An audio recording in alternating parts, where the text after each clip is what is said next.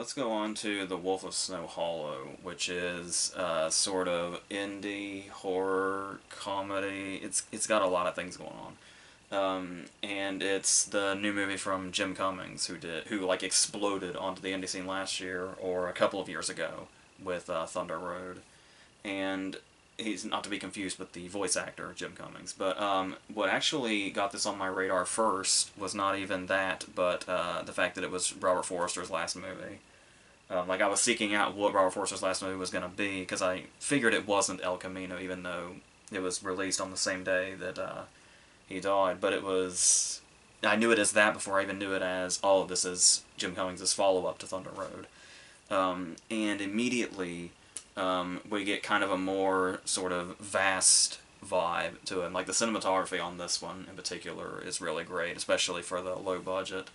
And it's just this really ominous opening of like all the snow and all the mountains and stuff like that. It was giving me, it was kind of giving me like Insomnia vibes, like the opening credits of Insomnia, Nolan's Insomnia.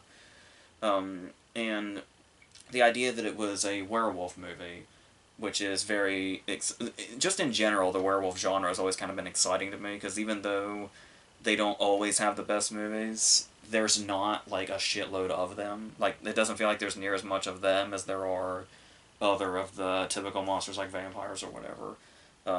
So it's always fun when we kind of get into one of those just to see what can be done with it. And it's obviously, as like Thunder Road, it's written and directed by Cummings, but also stars him as this cop that's basically, like, this whole werewolf case basically comes along at the worst possible time for this dude. Like, he's falling apart in pretty much every way possible. And it's, whether it be, you know, problems with his daughter, problems with his wife, or potential alcoholism, problems with his dad, who Forster's playing, who has potential health problems, but still insists on working as vigorously as possible in this case. And this guy's just coming apart due to all this. And with the tone of this movie, what's interesting about this is that the way Cummings plays him is there's like a balance here of real, like just seeing somebody at the end of their rope, but also maybe borderline cartoonish. But I kind of feel like that's the point, especially with the sort of comedic nature that's kind of coming in and out of this. That's mostly tries to stick around despite the really dark places that this goes, to the point that the darker it gets, the more you're unsure if it's intentionally comedic or not. And with the style of the movie and Cummings' sense of humor, it seems pretty much any of the humor that you would see in it is likely intended.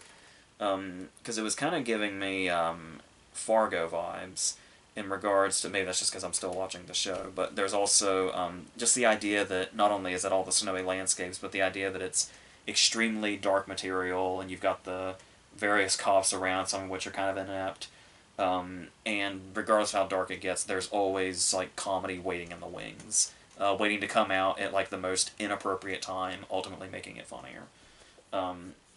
And the scenes between him and Forrester are particularly great, because I really love that, because obviously knowing that this was close to the end of Forrester's life, and he was obviously having health problems, it's such a relief to see his final movie and see him so on. Like, it felt like he was just as on in this as he was in any of his movies going back to the 80s or 90s even.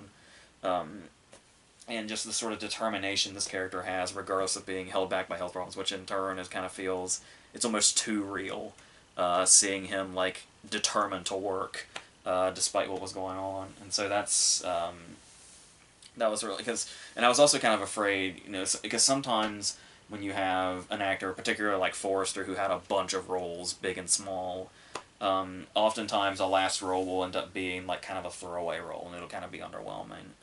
So it was nice to see him really kind of get to be, even though he's not in it a lot, just to see him really get to perform like one more time was really great. So then we get our opening scenes, and we do set up like a classic horror vibe. And I really like how, even though there's so much comedy in this movie, particularly almost seeming directed at the material itself, that the way everything's shot sort of gives the vibe that Cummings has like a real respect for this kind of horror movie, and like horror movie cliches. So to take those and kind of do like the whole opening scene where we meet the doomed character or characters, and we kind of get to know them for a long time, and then um, they're off, and then the story can set off.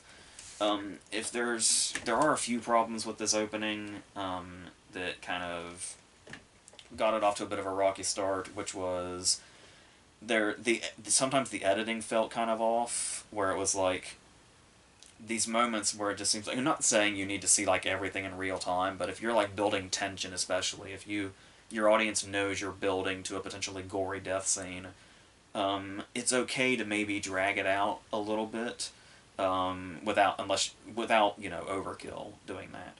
But the fact that it almost felt like it was like almost skipping to scenes. Like a scene would start and then it would just cut and it would be like seemingly like half an hour later or something. And it was like you were like accidentally leaning on a skip button or something and it was going past scenes. Felt kind of weird. And then we get this shot. What would be a really great shot.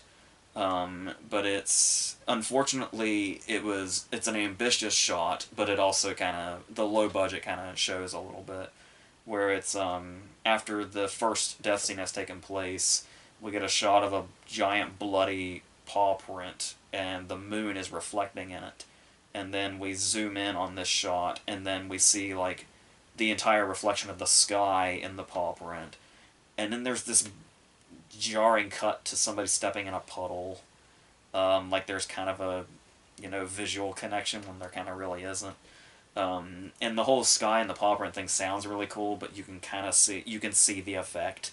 So it's like it's great to see the ambition even if the low budget is showing, and it's like this is one of those cases where normally I would say, it's the idea is greater than the execution, and that's a problem that a lot of things have, but the ideas here are so good.